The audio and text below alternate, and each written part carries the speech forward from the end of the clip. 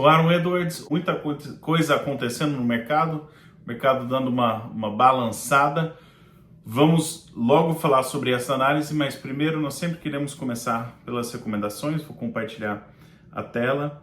E essa semana, na realidade, nós temos recomendações, mas várias pessoas entraram em contato, já recomendou venda, como é que eu faço para saber das posições de hedge? Então, eu voltei nas recomendações, a gente está prestes a começar o plantio de soja no Brasil, terminando ali os volumes de milho e tudo mais, então eu voltei e vi todas as recomendações que ainda são pertinentes. Se você tem acompanhado passo a passo as recomendações, então não são recomendações adicionais. Deixa eu compartilhar a tela aqui. Eu vou pegar a cor verde. O que eu vou falar não são recomendações adicionais, mas caso você esteja atrasado, não sei se eu estou acompanhando corretamente as recomendações, essas são as recomendações que foram feitas, digamos, para você tirar o atraso ou saber que você está seguindo as recomendações entrando para o plantio. Essas são as recomendações que ainda fazem sentido. Vamos lá, por parte. Na categoria de excesso de milho safrinha com recompra, o que precisava ser vendido na safrinha já foi feito, mas se você vendeu milho na safrinha e você não fez a posição de recompra, então vender milho e recomprar no papel, dentro do teu portfólio deveria ter um volume de recompra. Eu já recomendei você estar 100% comprado esse volume e o milho deu uma recuada esses últimos pregões na B3, então qual que seria a recomendação? Não preciso fazer nada físico porque eu estou partindo do pressuposto que você já vendeu, passou a janela de venda durante a chegada da safra, mas uma posição comprada de milho, e eu recomendei as primeiras partes dessa posição comprada para o contrato de janeiro e depois recomendei para março. Então entre janeiro ou março não faz muita diferença, eu provavelmente apostaria mais em janeiro só, foi as recomendações, mas compre 100% desse volume, contratos de janeiro ou março. Segunda estratégia, vou alternar a cor aqui, hedge clima corn belt de soja, fase 1, fazer trava em bolsa, se ainda está com posição vendida de soja em bolsa, se você ainda está com uma posição vendida de soja em bolsa, ou um NDF feito lá para o ano que vem de soja, contrato de março ou maio, ou se você está, por exemplo, vendido no contrato de novembro de soja, se você está com uma posição vendida de soja na bolsa, sair, neutralizar a posição vendida de soja. Se você já está neutralizado, não tem que fazer nada. Voltar para o amarelo aqui. Short basis de soja. Qual que é a estratégia? Vender soja no mercado físico. Normalmente a gente faria uma posição comprada de soja, só que a soja está forte, então nós vamos apenas comprar o dólar. E isso foi recomendado em 20%. Então se você fala quanta soja que eu já deveria ter vendido para o próximo ano, 20%, você vai vender a soja no mercado físico, você vai comprar dólar. Então você calcula lá qual que é o preço disso. Quanta soja que eu vendi em dólar, você calcula, aí você compra esse valor em dólar.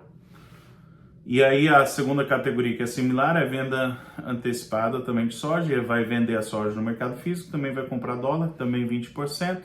Venda de soja no mercado físico, compra de dólar. Se você já está caminhado com essas posições, não precisa fazer mais, não é mais 20%, tá? Isso é só, como se fosse, vamos garantir que está todo mundo alinhado, todo mundo com plano executado, e todas essas posições são similares ou até um pouco melhor do que quando a gente entrou nelas, então pode implementar essas estratégias, como se fosse para tirar o atraso. Aí, partindo para a parte de análise, primeiro a gente sempre fala, olha, importância do portfólio, aí temporada de compra e venda, posição dos fundos, análise técnica. Agora a gente vai partir para esse ponto e isso nos leva para a execução. Então vamos para a parte de análise. Começando pelo mercado da soja, o mercado da soja, ele tem sido um sobe e desce, já faz, vou até pegar o pincel aqui, fazer em preto, Um ano já que ele está um pouco comprado, um pouco vendido, nada demais. Pouco comprado, um pouco vendido. Teve alguns momentos que ele passou um pouco disso. E aqui em cima também passou um pouquinho disso. Mas em sua grande maioria está comprado, vendido. E olha só o que aconteceu. Últimas 2 semanas atrás e semana passada comprado. Bom, 3 semanas atrás e 2 semanas. E daí semana passada, vendido.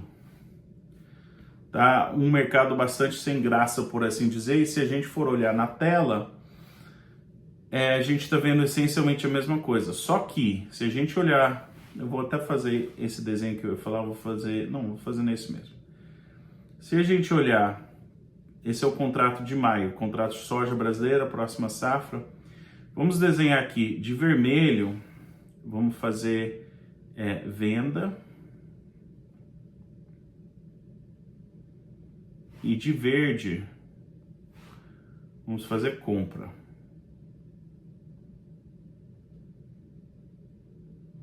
E veja bem, se a gente puxar isso para o lado aqui, se a gente for pensar numa faixa de negociação, até mais recentemente a gente poderia quase desenhar uma linha aqui. Essa faixa de negociação que tem trazido sustentação seria oportunidades de compra. E aí, se a gente pensar na temporada de compra começou em setembro. A gente está aqui em temporada de compra.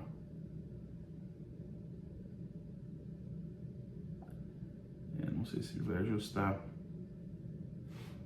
Temporada de compra. A temporada de venda, puxando aqui o vermelho.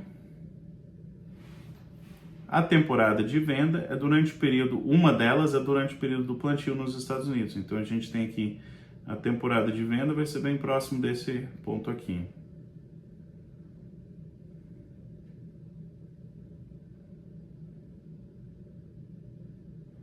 E a gente analisa o limite superior dessa temporada de venda também aqui. Então, por exemplo, eu recomendei muitas vendas aqui em, vou pegar o preto, em junho. Nesse momento eu recomendei muitas vendas. Mas faz sentido, você está no limite superior da faixa e você está no finzinho da temporada de venda, faz sentido vender e funcionou, certo? Algumas pessoas realizaram lucro mais aqui para baixo e tiveram bons ganhos. Se por acaso você ainda está comprado, dá para sair dessa posição aqui bem próximo, depende de quando você entrou, mas bem próximo aqui da neutralidade, você vai poder sair dessa posição. Por que sair dessa posição se a gente está no mesmo ponto da faixa?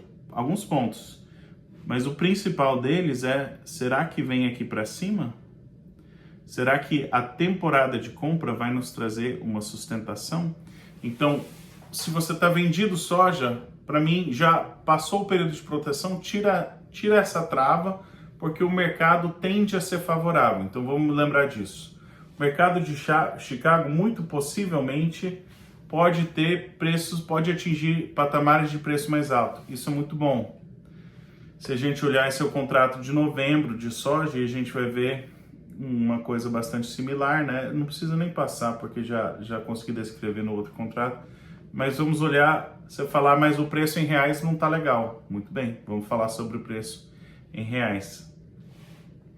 A gente teve, vou tomar uma liberdade aqui, mas a gente teve, digamos que a soja tá fazendo isso daqui o ano inteiro. Sobe, desce, sobe, desce, sobe, desce. Bastante sem graça, bastante sem sal. Ah, tá, vendeu do lado de cima, ótimo. Comprou aqui, ótimo. Mas tá um sobe, desce, um sobe, desce. Mas o câmbio pressionado aqui para baixo. E se a gente olhar o que aconteceu com o prêmio, a gente vai ver um prêmio que ele teve aqui ele estava fraco, ele teve uma subida aqui, mas ele subiu, maior subida aqui, aí subida tá mais ou menos assim, não está no ponto mais alto, mas ele está relativamente forte. Então, se a gente pensar nos componentes, premium,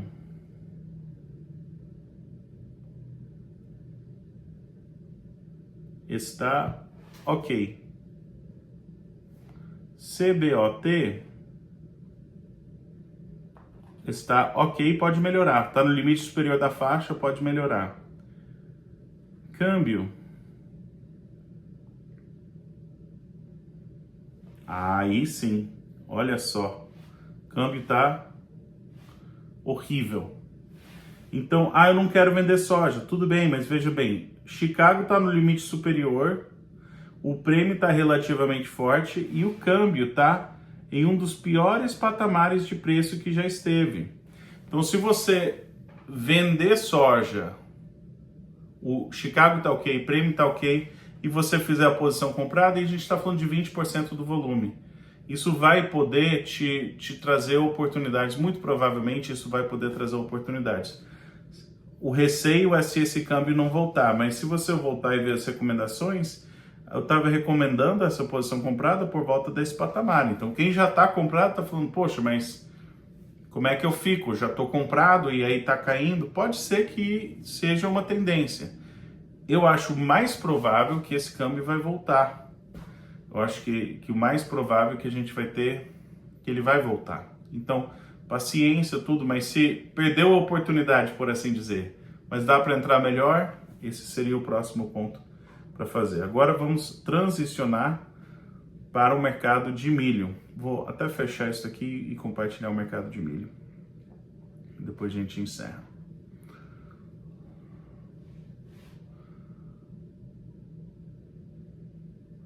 Vou pegar o pincel. O mercado de milho, vamos fazer verde. O mercado de milho, ele teve uma forte posição comprada dos especuladores lá atrás em fevereiro e março, quando a gente teve as altas, e aí ele vem se desfazendo, quase como se em queda, aí caiu mais, caiu até aqui essas baixas, tentou dar uma recuperada, tá aqui. A forma de pensar sobre esse mercado seria, se a gente imaginar uma linha aqui, e a gente imaginar uma outra linha mais ou menos aqui. Aqui, acima dessa linha, seria venda. E aqui, abaixo dessa linha, seria compra. E aqui está neutro. Não está nem comprado, nem vendido. Quase justifica comprar na contramão, mas tá neutro, tecnicamente neutro. E se a gente olhar graficamente o contrato da B3, essa é a posição dos fundos de Chicago.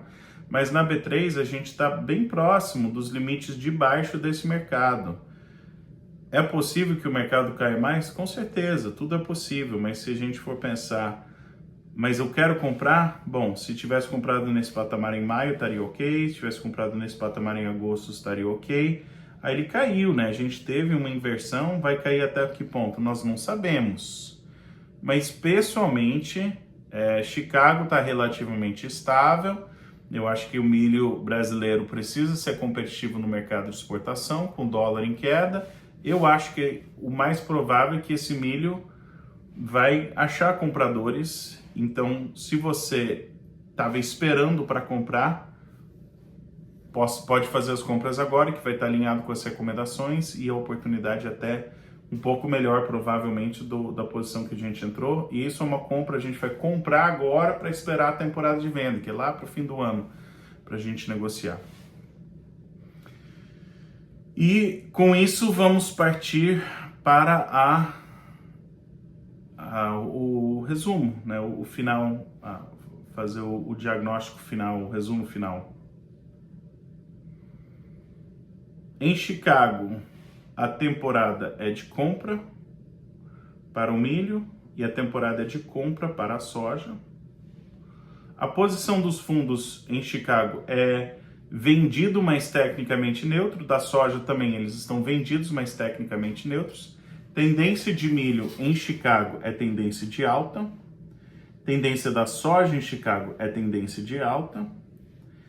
O mercado físico do Brasil, no caso do milho, é neutro. No caso da soja, o mercado físico é temporada de venda. E falando sobre o basis, O prêmio de soja no Brasil está em um dos maiores patamares do ano todo. Pessoalmente, sou otimista e acredito que podemos ter prêmios ainda mais fortes por vir.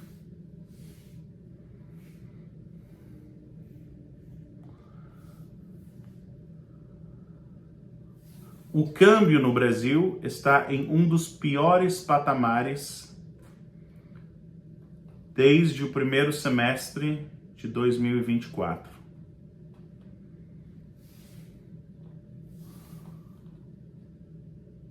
Continua sendo minha opinião que esse câmbio deve dar meia volta e podemos ter um dólar mais valorizado entre agora e o fim do ano.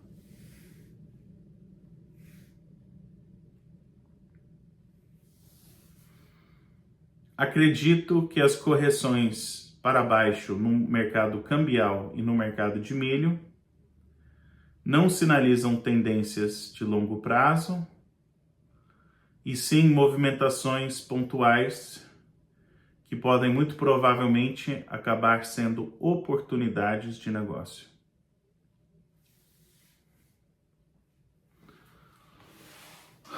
Bom, com isso não tem recomendações novas ou novas posições vendidas. Quem já vem seguindo as orientações e está, digamos, do lado errado cambial, do lado errado do milho, paciência, vamos segurar.